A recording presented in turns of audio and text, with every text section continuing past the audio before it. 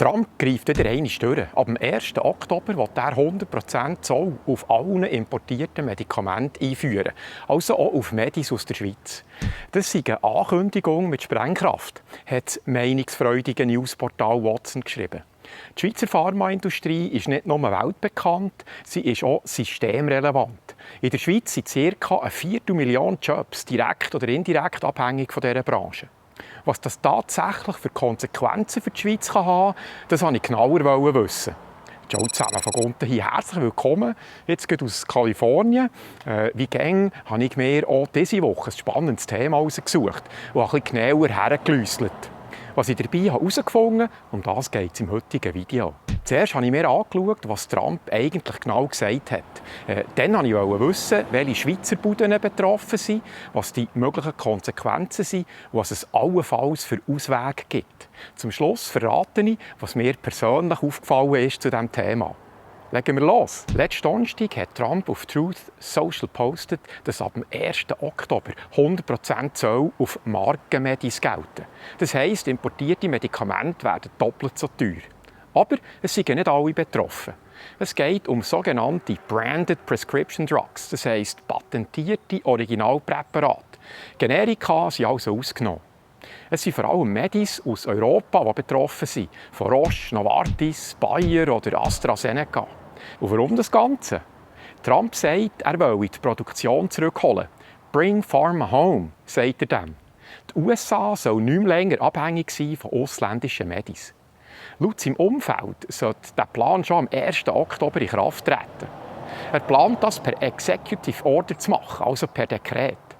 Geschützt auf ein Notstandsgesetz aus dem Jahr 1962, das eigentlich gedacht war für militärische Güter. Diese Zölle haben aber auch einen fiskalischen Hintergrund. Sie sollen zusätzliche Geld in die Staatskasse spülen. Der US-Staatshaushalt steckt nämlich tief im Minus. Im Moment haben die jährliche Ausgaben von 6'660 Milliarden $, bei nur knapp 4'700 Milliarden $ Einnahmen. Die stehen also mit knapp 2'000 Milliarden $ bei sich selber in Kreide.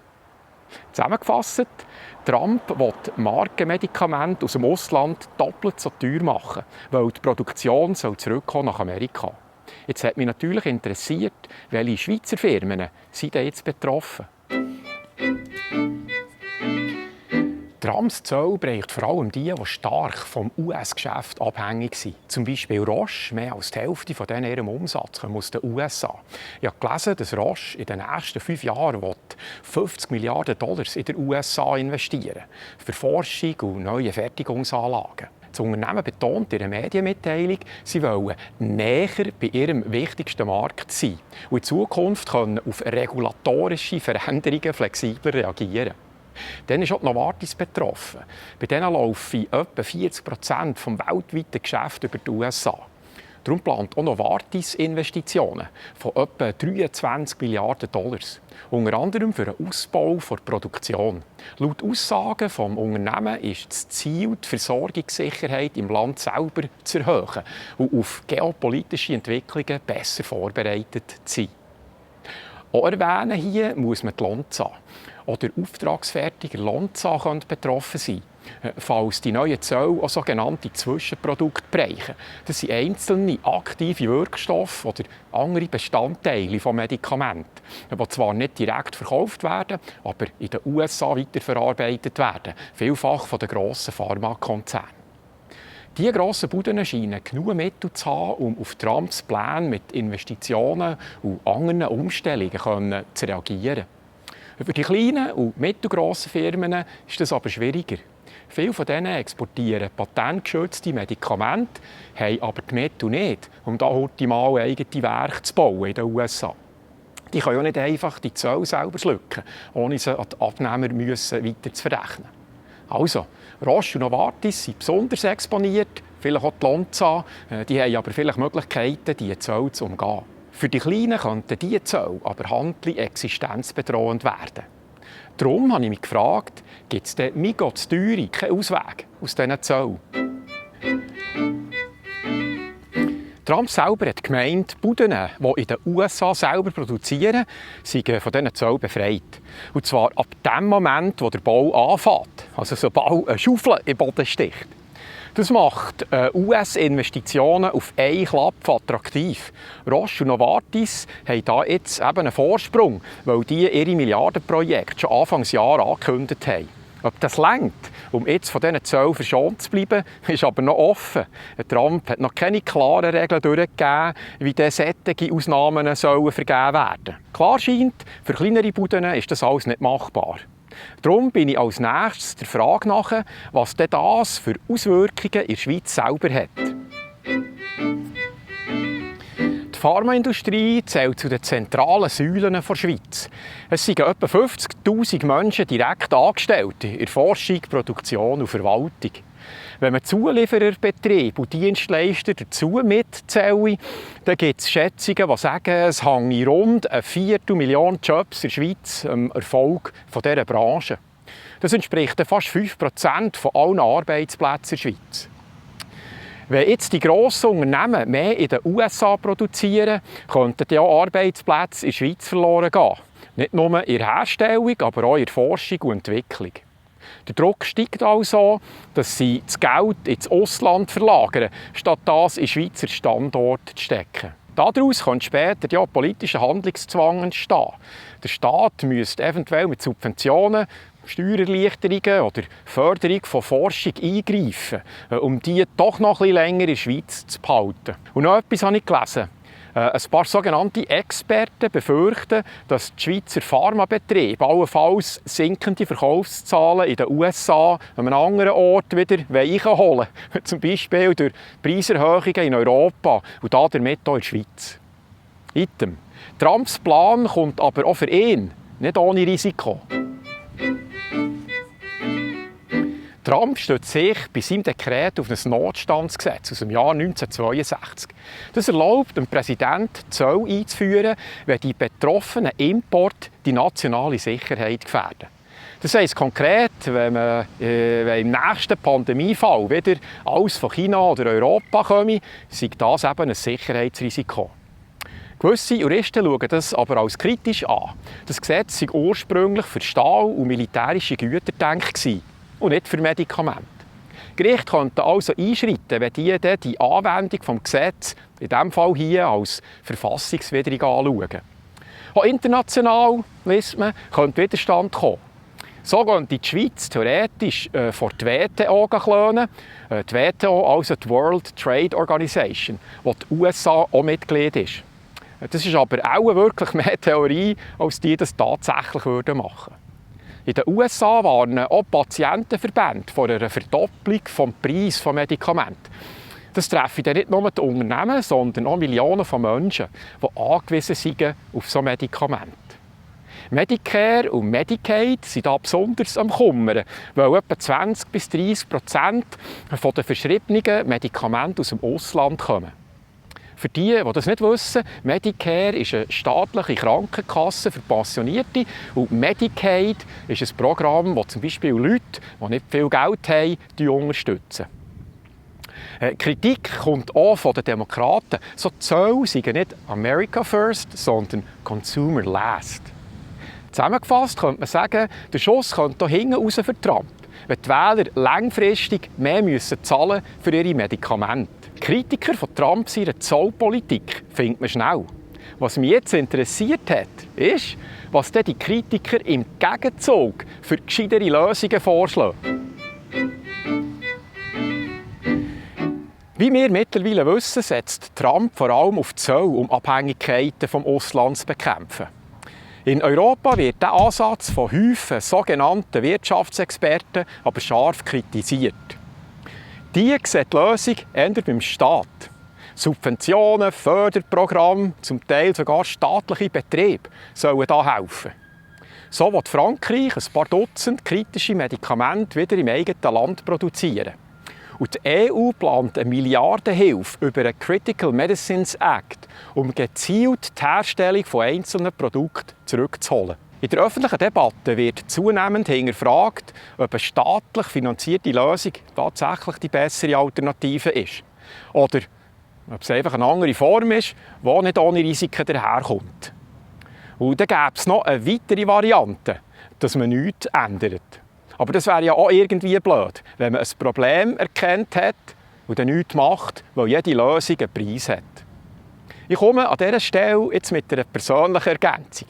Jede Veränderung tut am Anfang ein bisschen weh. Auch eine Veränderung zum Guten.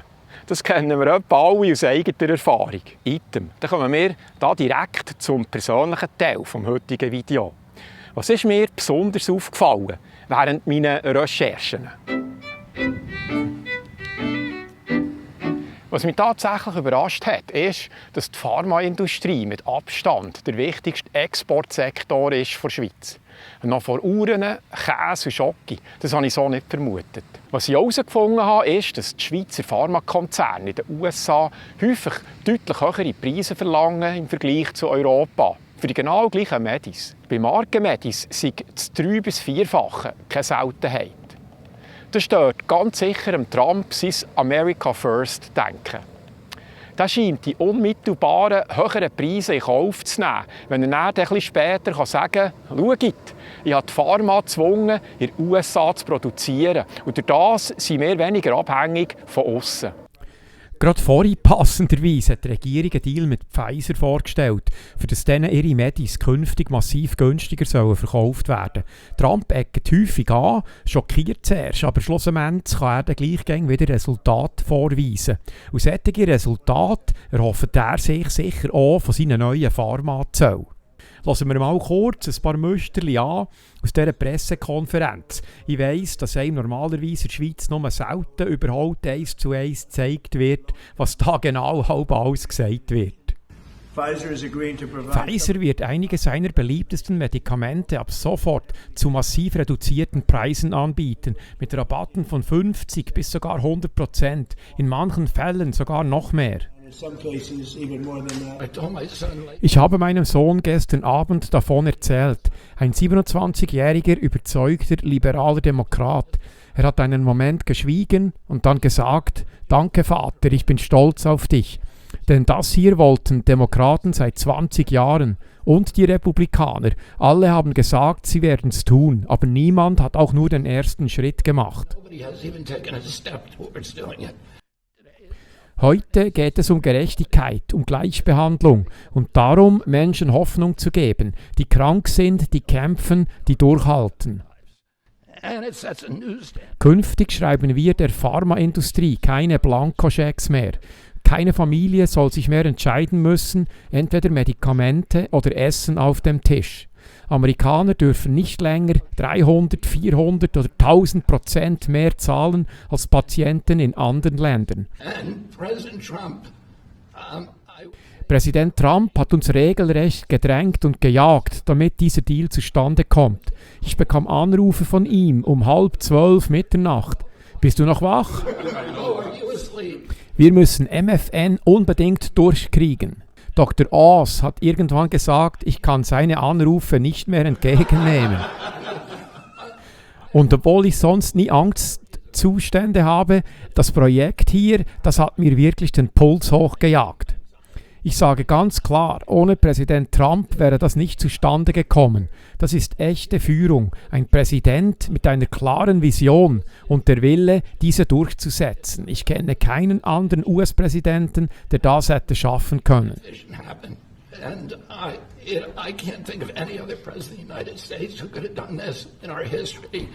Kennedy erwähnt hier kurz MFN, das steht für Most Favored Nation. Kurz erklärt, damit muss Pfizer in den USA den gleichen Preis verlangen, was sie in irgendeinem anderen entwickelten Land als günstigsten verlangen. Also kein anderes westliches Land dürfte die Medikamente günstiger bekommen als die USA. Ein massiver Eingriff ins Preissystem und wahrscheinlich ein Albtraum für die Branche. Eine weitere Beobachtung von mir ist, die Europäer sind immer geleitet mit Verurteilen, vor allem beim Trump. Aber wenn es um das eigene Handeln geht, dann sind sie auf einmal deutlich leislicher. Es wäre ja spannend, wenn die Kritiker im gleichen Tempo wie Trump ihre besseren Lösungen vorantreiben würden. Dann könnte man vergleichen. Aber eben, mögen ist halt einfacher als machen.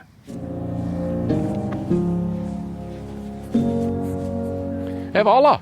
Dann würde ich sagen, das war es wieder mal für heute. Ganz herzlichen Dank an alle, die mich wieder finanziell unterstützt haben und mir so ermöglichen, dass ich alle Wochen mit einem neuen Beitrag einfräsen kann. Und das jetzt regelmässig seit ein paar Monaten. Es ist sicher noch spannend, wenn ich verrate, dass ich etwa 20 bis 25 Stunden brauche für ein einziges Video. Von der ersten Idee bis das Video dann fertig hochgeladen ist auf YouTube. Darum ist jeder Beitrag von euch extrem hilfreich für mich. Weil der Vogonten ist zu 100% Unterstützer finanziert. Ihr findet die Spendeninfo unter www.vogonten.ch oder im Beschreibungstext von jedem Video. Danke also nochmal an alle Unterstützer. Ohne euch ging es nicht. Vergesst nicht, mir zu verraten, von wo ihr auch das Mal wieder zugeschaut habt. Das ist immer spannend. Also, merci fürs Zuschauen. Bis zum nächsten Mal. Tschüss.